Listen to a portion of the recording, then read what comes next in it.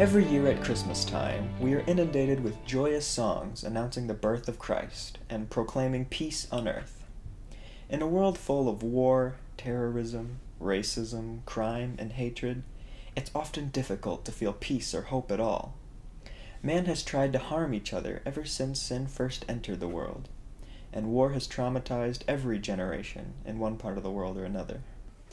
One of the deadliest wars in American history, the Civil War, was fought from 1861 through 1865 and claimed between 640,000 to 850,000 lives.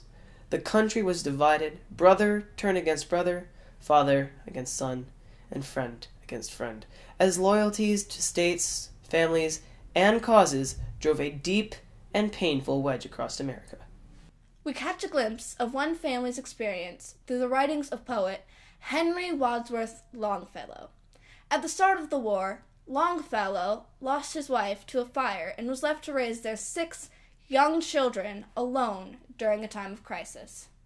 2 years later, his eldest son, Charles, ran away from home to join the Union Army.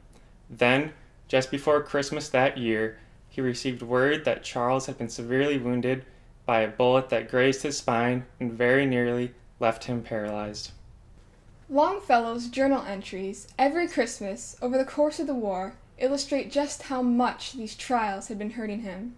Entries such as, "How inexpressibly sad are all holidays," and "I can make no record of these days, better leave them wrapped in silence.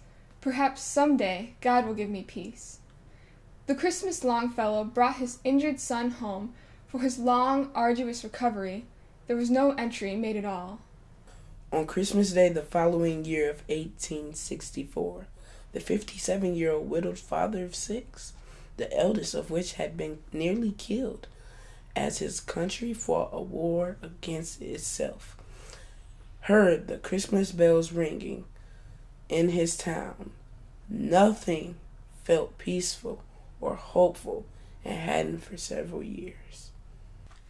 It was at this time that Longfellow sat down and penned the poem that eventually became the Christmas carol that we sing today. The poem was edited and set to music in 1872 by John Baptiste Calkin and has been remixed many times by various artists. 2 stanzas that specifically reference the war were removed. You may have never heard the Lost Verses, which read as, "Then from each black, accursed mouth the cannon thundered in the south, and with the sound the carols drowned of peace on earth, goodwill to men. It was as if the earthquake rent the hearthstones of a continent, and made forlorn the households born of peace on earth, goodwill to men." It is easy to see that Longfellow had lost hope in the world around him, and was struggling to find God and peace amidst all the hatred. But God was right there with him all along, and he reminded Longfellow that he always prevails, as Christ says in John 16:33, "I have told you all this so that you may have peace in me. Here on earth you will have many trials and sorrows, but take heart, because I have overcome the world." The poem ends with Longfellow choosing hope for the future. After receiving assurance from God through the persistent tolling of the bells that he is in control. Then rang the bells more loud and deep. God is not dead, nor doth he sleep. The wrong shall fail, the right prevail. With peace on earth, goodwill to men.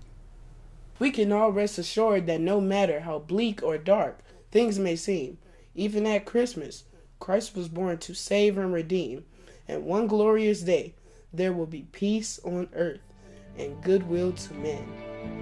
This is Grace Family Fellowship. Speaking of life.